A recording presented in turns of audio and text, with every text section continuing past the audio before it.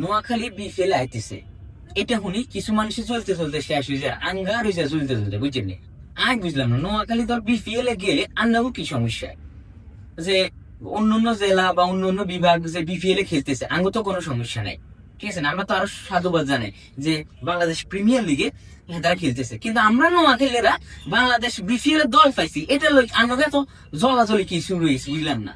হ্যাঁ, বেশি চুলকানি শুরু হয়ে গেছে, জলাজলি শুরু হয়ে গেছে। যদি বেশি বুক টুক ভিতরে চুটে জ্বলে তাহলে অ্যান্সারশিট খান, অ্যান্টাসিড প্লাস বা ইনু এগুলা খান, এগুলা খাই জ্বালা হওয়া কমান। আর যদি বেশি চুলকায় তাহলে মলম লাগান, ঠিক আছে? ফান্ডার স্পেশাল মলম মাইকে বিক্রি করে, বুঝছেন?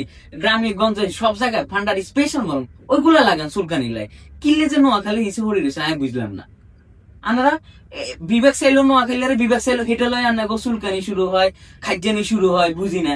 তারপর বিপিএল খেলতেও আইছে, দল পাইছে, এটা লয় আমরা শুভকামনা জানাবেন এটা নো, কিন্তু আমরা চুলকানি শুরু হয়েছে, আনা এই সমস্যা এই সমস্যা।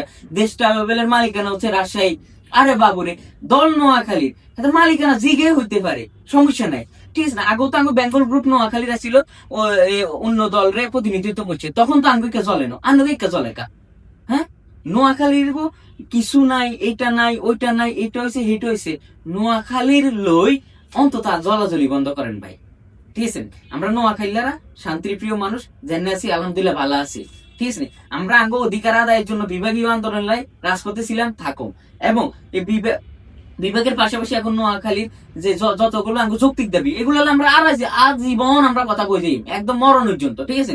এটা আঙ্গ পূর্বপুরুষ থেকে শুরু করে এখন পর্যন্ত এটা চলতেছে, ভবিষ্যতেও চলবো। মাগার আপনারা যে নোয়াখালী লো জ্বলাজলি এগুলো অন্তত বন্ধ করেন।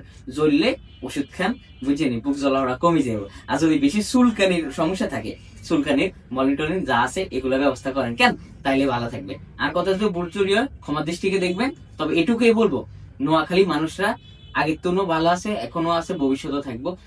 হেতাও নিজস্ব আন্দোলন এবং সবকিছু আগাই থাকবো, রাজপথে থাকবো, সিলও থাকবো।